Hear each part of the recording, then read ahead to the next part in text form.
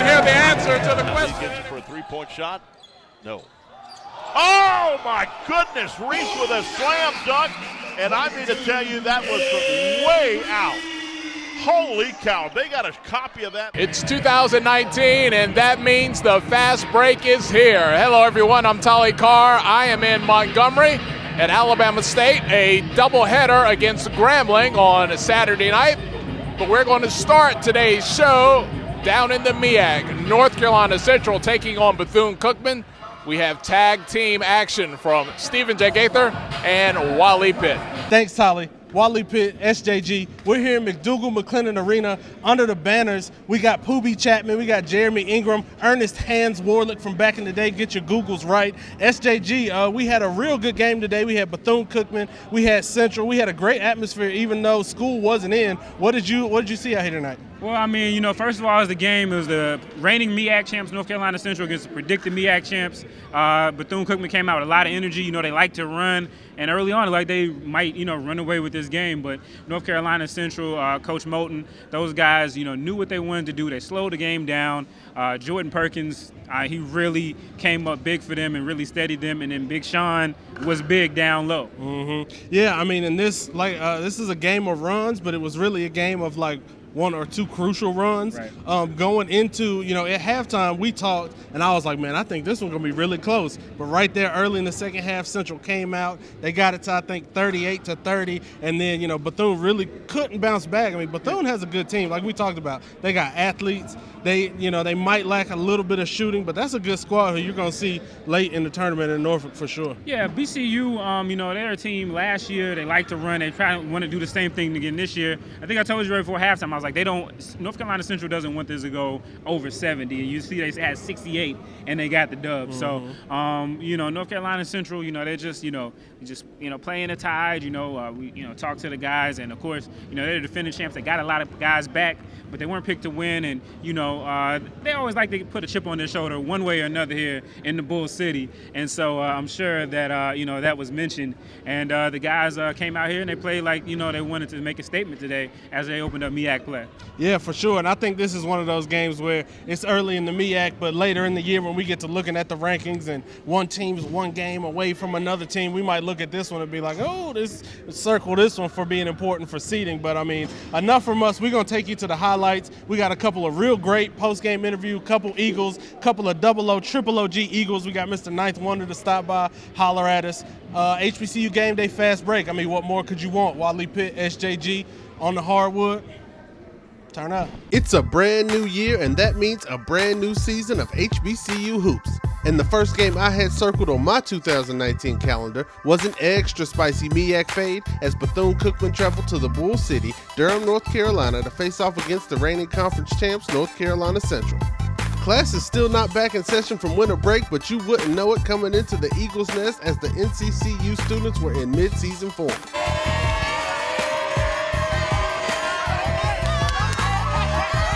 This young Eagle right here was even able to get himself a shot up.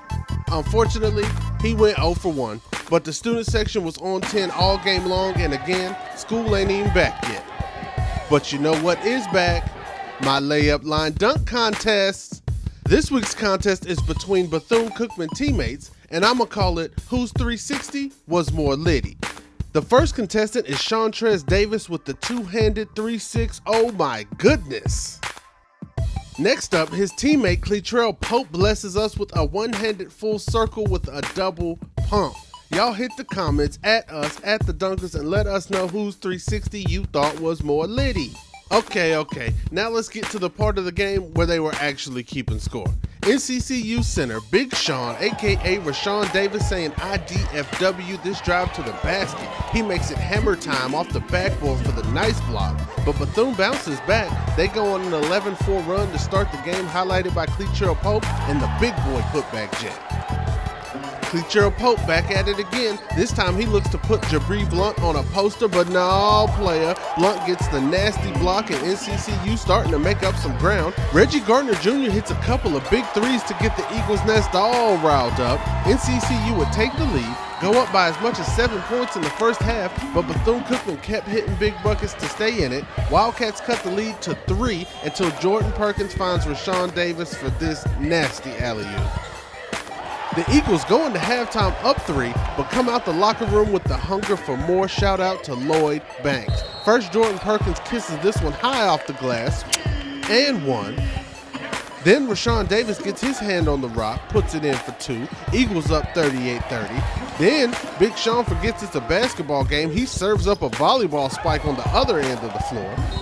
And the Birds in the Trap sing Larry McKnight. Later in the first half, Larry McKnight Jr. with another strong Eagle bucket in the paint that takes NCCU's lead up to double digits. Then he follows up the lay with the slay, throwing it down. Jabri Blunt loves it. The Eagle students are flocking and NCCU is in control halfway through the second. And you know we had to finish the highlight off with Rashawn Davis, a.k.a. Big Sean, doing it with some help from the click. Zachary Douglas hits Davis for an acrobatic alley-oop lay-in. Then Rashawn catches another blessing from Zach Douglas. This one he throws down with authority. Rashawn Davis, scoring a game-high 16 points, pulls down 12 boards, adds 2 blocks. That monster throwdown gives the Eagles their largest lead of the game at 14 points. Bethune made a few plays to close the gap, but they never truly recovered. And NCCU gets the 68-59 win and proves that they're still the team to beat in the MEAC. And of course, the student section had them keys out, letting you know it's time to go home.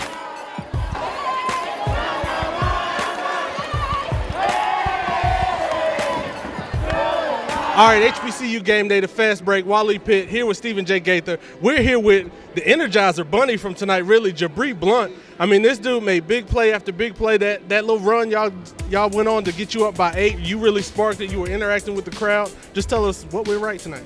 Well, you know, we come out with intensity, and that's something we preach every day in practice. So it's something we pride ourselves on, and that's what we went off tonight. So yeah, and it seemed like they really wanted to kind of play that helter-skelter ball with y'all. They wanted to cause turnovers and get up and down. What did y'all do to kind of slow the game out, mellow it out, and really go on that little run? I think it was like 38-30, and then they never came back. Just what did y'all see to let y'all open it up? Well, Coach Moulton did a great job. He does a great job coaching us up, telling us to make teams think, and just slowing the game down and playing our brand of basketball. So that's what we were able to do. My teammates did a great job staying in the gaps, and we were able to defend and do well tonight. So that was exciting. Cool. And like I said, you were interacting with the crowd, bro. School ain't even in yet, and the Eagles' nest was kind of thumping tonight. What's it mean for you as a player to have them here and going hard for y'all, you know, when school ain't even in?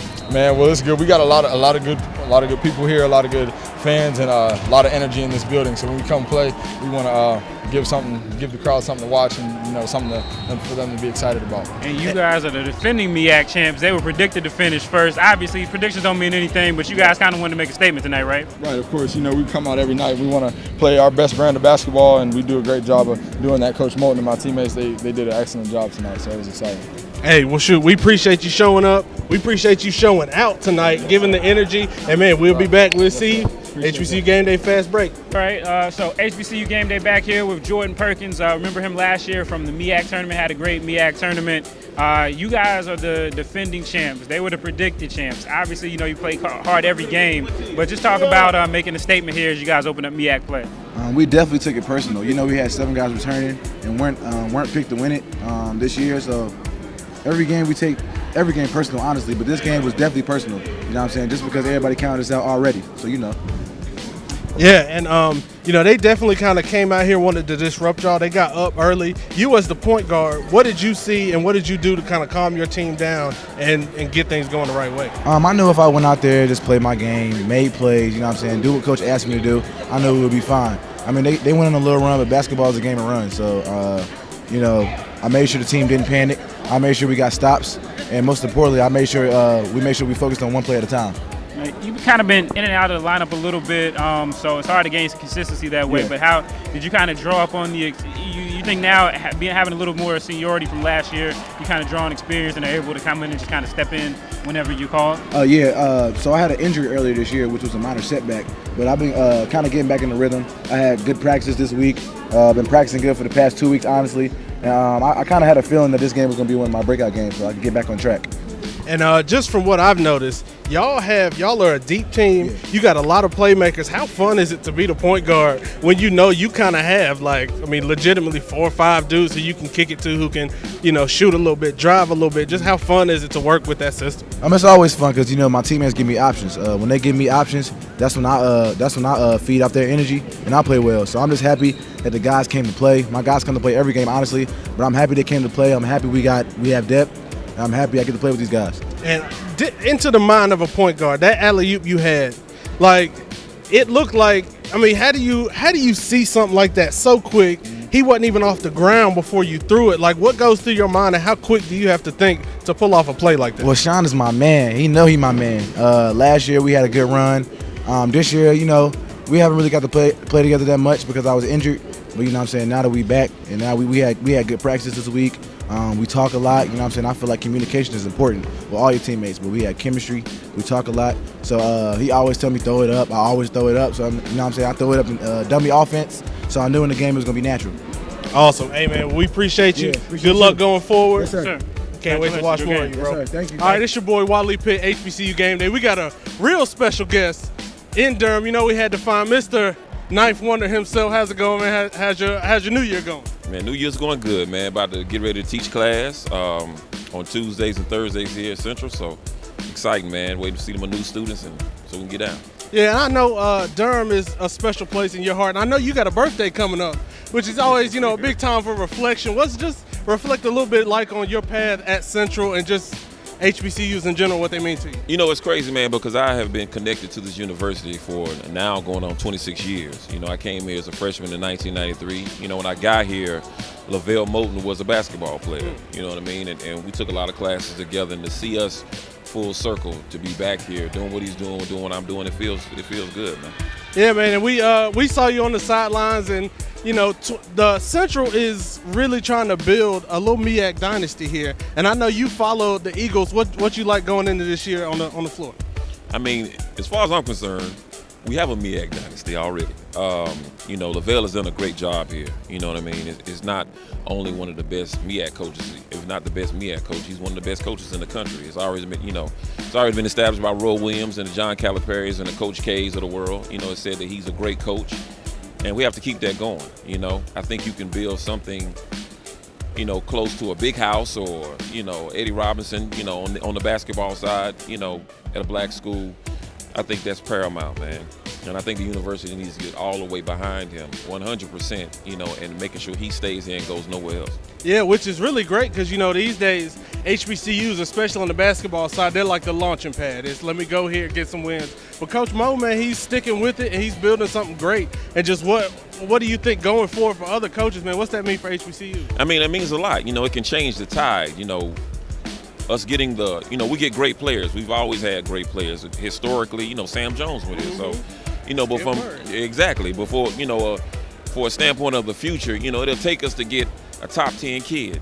And once that happens, it can change not only the face of North Carolina Central, but it can definitely change the face of HBCUs, period, on what we can do in basketball. We've already put people in the pros from Rick Mahorn to, Charles Oakley, everybody we put in the pros at HBCUs across the board. But, we get a top 10 kid, it can change the face of everything. Yeah, and it's crazy. We're both from Winston. I remember in '95 watching Ben Wallace in that CIAA tournament, right. And I was just like, whoa, as a kid. But we're gonna let you go. It's a Saturday night. We're gonna let you get back to your thing. Look, just give us what to look out for from you, from the Jamla camp, from everybody. What you got coming?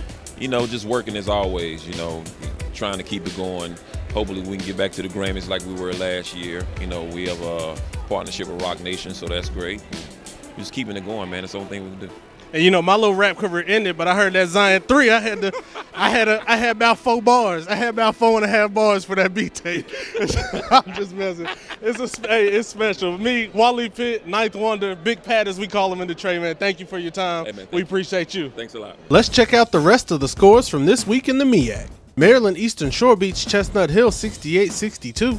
Presbyterian squeaks by South Carolina State 72-70. Lincoln beats Morgan State 77-75. Yes, that's D2 CIAA Lincoln over D1 MEAC Morgan State. Florida A&M with a low-key upset over Howard 82-72. North Carolina A&T gets past South Carolina State 80-77. Morgan State got their face back on Saturday night, beating Maryland Eastern Shore 66-52. Coppin State beats Savannah State 73-63. Norfolk State gets the dub 77-63 over Delaware State. Over on the ladies' side of things, earlier this week, VCU beat up on Del State 97-55. Maryland Eastern Shore gets a nice win over UMBC 73-67. North Carolina Central gave Wilberforce the biz 55-49. Maryland Eastern Shore gets a Saturday night victory over Morgan State 73-68. Bethune-Cookman gets one up on North Carolina Central 67-50. North Carolina A&T beats down South Carolina State 58-44. Howard puts the sting on the Rattlers 74-68. Savannah State beats Coppin State 76-70. And Norfolk State gets a big win over Del State 63-50. Okay, guys, thank you for that wrap-up from the MEAC. Let's settle down now here in the SWAC. Alabama State and Grambling. Defending regular season champs Grambling State visiting Alabama State, and the Tigers looked the part early on. But when it comes to the Hornets, Christmas didn't miss us or them. AJ Farrar and Reginald G in the gift-giving mood for the home crowd. Each posted double-doubles. Farrar had a career-high 18 points. G finished with 17 points and 10 boards. Alabama State bum rushes Grambling 73-54 to open SWAC play with the win. On the ladies' side, man, it was the game of the night. Player of the year in the SWAC, Shakeela Hill in the Aka Dome, and she's always flirting with a quadruple double.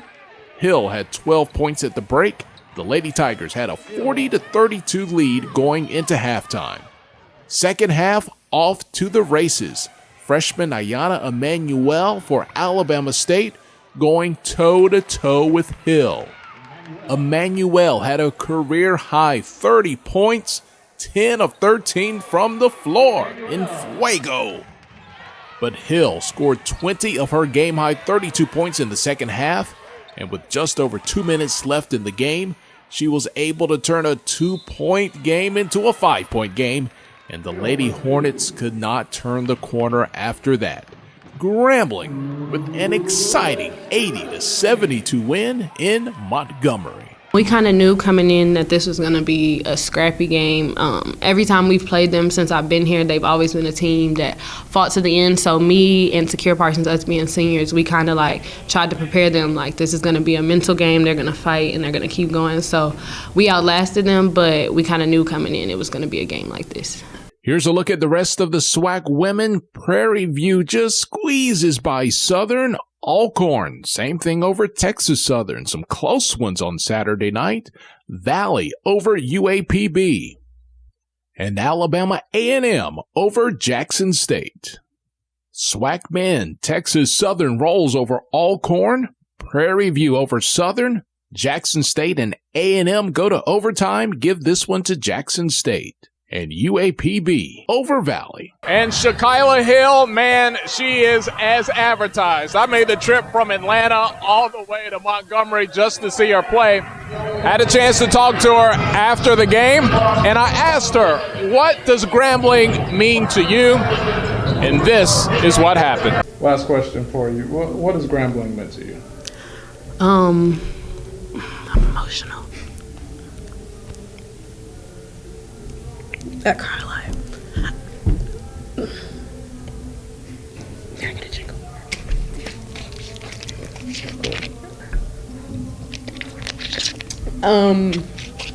Grambling is everything.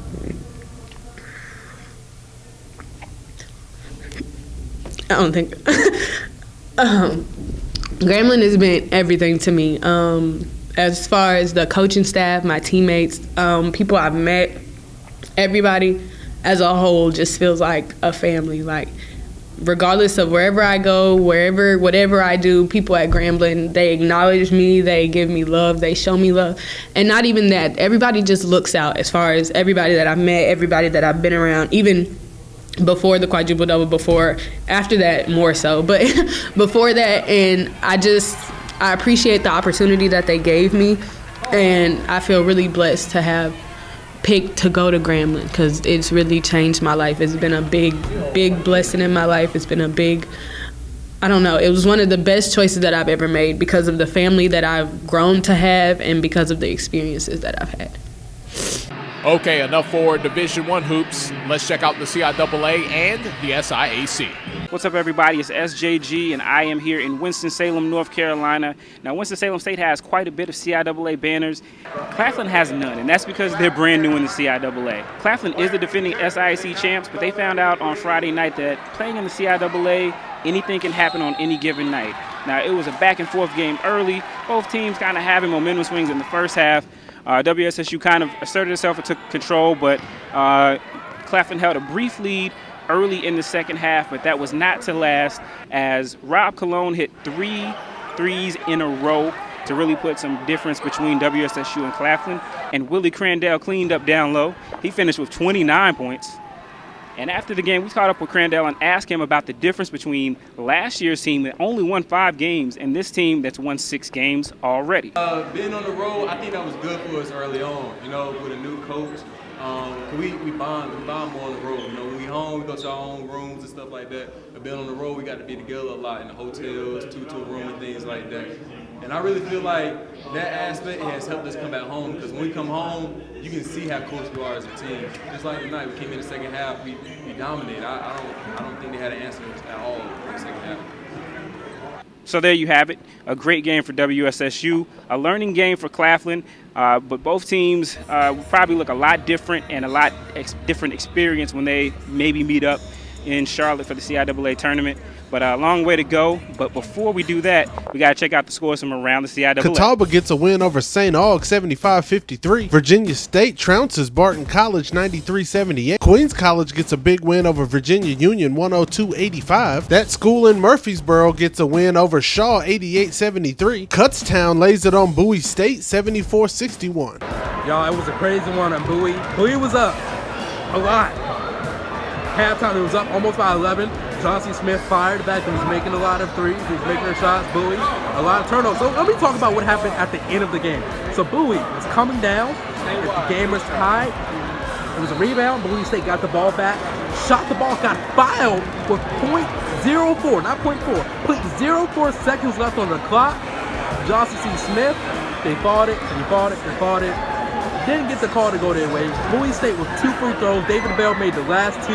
So the final score is 67-65. Bowie State survives, ending their 2-game winning streak. Johnson Smith are going home, men and women, both with losses. This is Stephen Thompson, aka Stephen C's HBCU Gameday, coming live from Bowie. Bowie State in a nail-biter over Johnson C. Smith 67-65. And Lincoln gets a big win over Shepherd 80-59. Elizabeth City State squeaks by Fayetteville State 82-78. Virginia State gets a win over Kings University, Tennessee 83-72. On the ladies' side, Winston-Salem State squeaks by West Virginia State 76-74. University of DC beats Virginia State 71-64. Lincoln PA beats Wilmington, Delaware 100-65. Johnson C. Smith sends Clark Atlanta back to the A with an L. They win 78-63. Fayetteville State beats Augusta 53-36. Tusculum gets a win over Livingstone 76-56. Elizabeth City State beats West Virginia State 106-96. Winston-Salem State uses this sweet lay-in to get the win over Claflin 81-56. Bowie State gets the close win over Johnson C. Smith 60-57. Lincoln gets a big win over Shepherd 76-51. Shaw with a huge win over Washington Adventist 91-63. And Fayetteville State beats Salem International 92-63. Here are some scores from the SIAC. Let's start with the fellas. Tuskegee over Benedict. Miles giving some pain to Payne. Clark Atlanta getting it together. Close one on the road at Lane. Morehouse with a bit of a scare, but they defeat Lemoyne Owen, and Albany State just barely squeezes by Spring Hill. Ladies in the SIAC, Benedict all over Tuskegee. Miles over Payne. Lane over CAU, and Spring Hill by 10 over Albany State. Well, that's going to do it for today's edition of the Fast Break. Thank you for hanging out with us. I'm Tolly Carr. We'll see you next Monday night.